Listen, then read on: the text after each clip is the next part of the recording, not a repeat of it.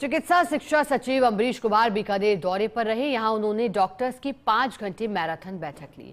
बैठक के बाद अमरीश कुमार ने कहा कि मुख्यमंत्री के निर्देश है मरीजों को 24 घंटे बेहतर चिकित्सा सुविधाएं मिले, उन्हें जांच दवा के लिए भटकना न पड़े, मरीज हित में काम हो। सेंट्रलाइज परचेज पर कार्य जारी है, जरूरत पड़ने पर डिसेंट्रलाइज भी होगा।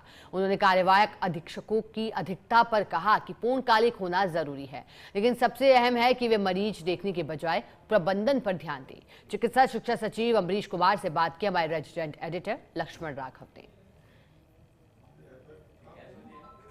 2004 बैच के आईएएस ऑफिसर शिक्षा चिकित्सा सचिव अमरीश कुमार बीकानेर रहे। यहाँ पर अस्पताल की विजिट की, 5 घंटे की मैराथन मीटिंग ली।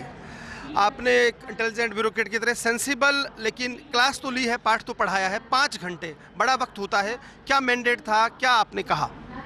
देखिए, हमें माननीय मुख्यमंत्री महोदय के निर्देश हैं कि पूरे स्टेट में जो अस्पतालों की व्यवस्था है वो सुधारी जाए, जिससे कि आम जन सामान्य को बड़े आराम से सुविधा से पूरी चिकित्सा सुविधा मिल सके। और इसी परिप्रेक्ष्य में मैं यहाँ पर आया और सभी जो हमारे मेडिकल कॉलेज की फैकल्टी है उनके साथ मीटिंग की, एचओडीज़ के साथ, यूनिट हेड्स के साथ। और मूलतः हमने ये कहा है कि आप जो मरीज़ आता है उसके नज़रिए से पूरी चीज़ को देखें और उसके हिसाब से आप अपने अपने विभाग में आप परिवर्तन करें। एक चीज़ और होती है, कई बार हम देखते हैं कि कॉलेजेस का बजट लैप्स हो जाता है। जैसे राजमहल खरीद करता है, सेंट्रलाइज खरीद नहीं होनी चाहिए मेडिकल इक्विपमेंट्स की, ज़्यादा अच्छा नहीं रहे?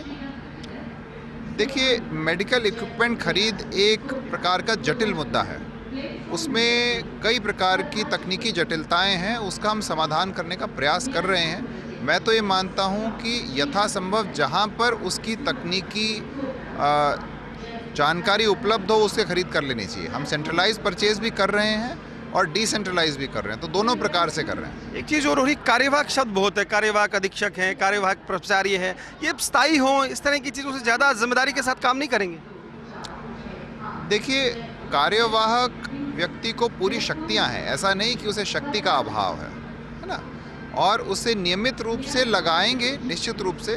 लेकिन यदि आप देखेंगे कि क्या नियमित रूप कार्यवाहक से बेहतर परफॉर्मेंस दे रहे हैं, तो उसमें बिंदु यह आएगा कि क्या जो वो काम कर रहे हैं उससे वो पूर्णकालिक कर रहे हैं कि नहीं। कार्यवाहक की बजाय पूर्णकालिक ज़्यादा इम्पोर्टेंट व्यक्ति। मेरा ये मानना है कि जो भी डॉक्टर एक सुपरिटेंडेंट या प्रिंसिपल का रोल अदा करते हैं, उन्हें ज़्यादा ध्यान अपने एडमिनिस्ट्रेटिव काम पे देना चाहिए, बजाय कि जो वो जिसके लिए ट्रेंड है, मतलब मरीजों को देखने के लिए ट्रेंड है, उसके लिए उनके पास अब बड़ी संख्या में लोग हैं करने के लिए, तो उसे केवल मात्र एक ज़मीन से जुड़ने के जरिए के रूप में थोड़ा बहुत करना चाहिए, बाकी उन्हें पूरा ध्यान एडमिनिस्ट्रेशन की तरफ देना चाहिए। सीएम की मंशा पर आप काम कर रहे हैं, आपने आज क्रांतिकारी कुछ 2-1 बातें कही, ओपीडी की बात की, समय बढ़ाना चाहिए। दूसरा जो कलेक्शन होता है सैंपल का, उसको लेकर दिक्कत है। गाँव का मरीज आता है, 11 बजे बंद हो जाता है, अगले दिन वो भटकता रहता है, पैसा खर्च होता है और प्राइवेट जो लैब्स या उसमें भीड़ पड़ती है, इसको लेकर क्या? देखिए, जो मुख्यमंत्री निःशुल्क जांच योजना है और निःशुल्क निरोगी योजना है, उसकी मंशा ये है कि किसी भी प्रकार की जांच जो अस्पताल में है वो निःशुल्क मिलनी चाहिए, हर प्रकार की सुविधा निःशुल्क मिलनी चाहिए। तो आज जब हमने चर्चा की तो ये बताया गया कि जो सैंपल है वो 8 से 12 के बीच में ही लिए जाते हैं, और सामान्यतः सैंपल लेने का काम जो है लैब टेक्नीशियन का रहता है और जो रिपोर्टिंग का काम है वो फैकल्टी का रहता है। तो हमने कहा कि आप इसको शेड्यूल को स्टैगर कीजिए, जो सैंपल लेने का समय वो सुबह 8 बजे से लेकर 2:30-3 बजे तक लीजिए, जो आखिरी मरीज़ है वो भी अपना सैंपल देकर जाए, और जो फैकल्टी का समय आप वो 10 बजे से भी कर सकते हैं, क्योंकि जब तक वो सैंपल तैयार होगा, रिपोर्ट के लायक होगा, तब उनको आने की आवश्यकता है। तो इसलिए मरीज हमने ये कहा है कि ऐसी एक गारंटी देनी चाहिए कि हर मरीज़ को कि जो जिस दिन ओपीडी में दिखाए उसी दिन अपनी सब जांचें करवा सके, तो उस हिसाब से आप पूरी समय व्यवस्था को परिवर्तित करें।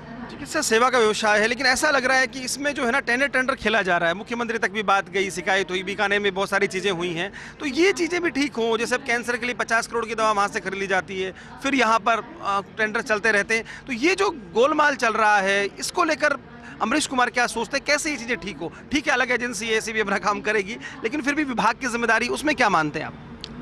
देखिए, कोई भी जो खरीद है वो आरटीपीपी एक्ट के तहत नियमानुसार होनी चाहिए, और उसकी नियमानुसार कराने की पूरी जिम्मेदारी जो अकाउंट्स के जो हमारे यहाँ पे एफए हैं और जो अकाउंट्स के अधिकारी हैं उनकी रहती है। और जो हमारे अधीक्षक और जो प्रिंसिपल हैं वो 25-30 साल उन्होंने पूरी जो है मरीज़ों की देखभाल की है, तो उनकी अकाउंट्स की ट्रेनिंग नहीं है।